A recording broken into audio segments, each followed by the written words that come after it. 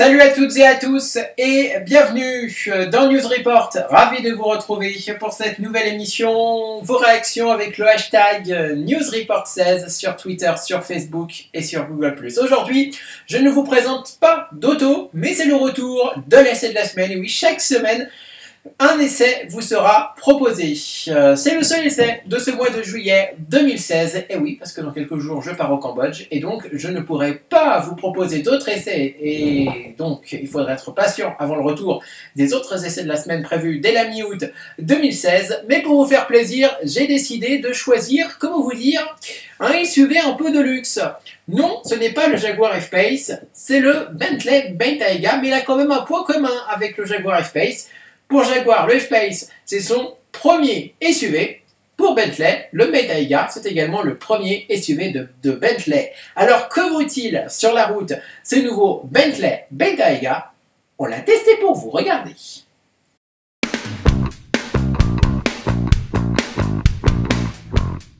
Le Bentley Bentayga transpire l'ostentation et le luxe, à défaut de pouvoir séduire par son élégance. Mais avouons que se concentrer de métaux lourds et autres matières précieuses en jette un peu au moment de grimper à bord. La planche de bord ressemble beaucoup à celle de la Continental GT et de la Berline Fly-n-Spur, et certains regretteront le conservatisme de son dessin à l'heure où le cousin Audi Q7 met le paquet sur les détails futuristes. À son bord, c'est une bonne vieille ambiance à l'anglaise qui nous attend, avec de superbes cuirs et une finition digne de son blason, sans aller aussi loin que la limousine haut de gamme Mulsanne en termes d'excellence.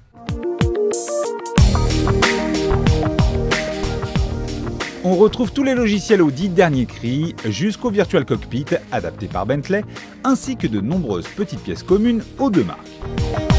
Quant aux places arrière, elles offrent un espace légèrement moins vaste par rapport à ce que vous trouverez dans une limousine Fly-n-Spur. Notez que vous pourrez choisir entre une configuration 4 ou 5 places, sans pouvoir rajouter 2 sièges additionnels dans le coffre comme un Range Rover Sport ou un Audi Q7.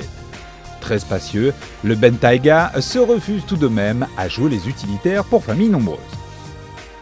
Pour le moment, le Bentayga dispose d'un seul moteur, un gros bloc V12 essence biturbo de 6 litres de cylindrée développant 608 chevaux et 900 Nm de couple.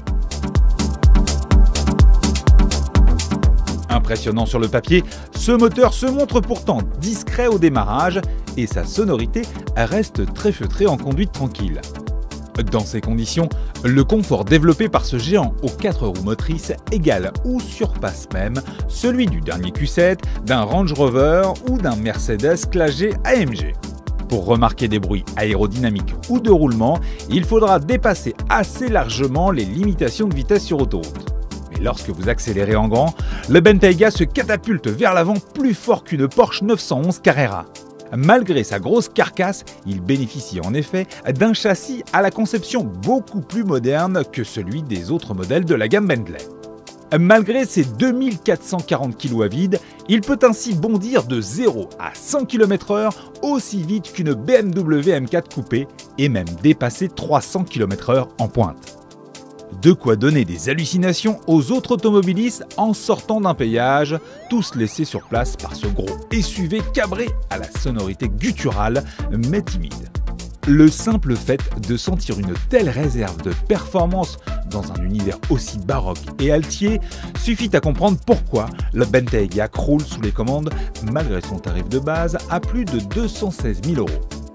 Installé aux commandes, en naviguant au-dessus des autres véhicules dans la circulation, vous vous sentez très riche. Objectivement, un Audi SQ7 100 000 € moins cher procure 90% de ce que peut vous donner le Bentayga. Les 10% restants feront sans doute toute la différence par rapport aux autres concurrents. Le Range Rover perd incontestablement son titre de roi des SUV de luxe.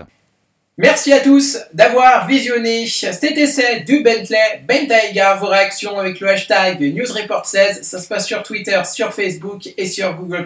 Nous, on se retrouve bien sûr très vite sur YouTube pour une nouvelle édition de News Report. D'ici là, portez-vous bien et à très bientôt. Salut!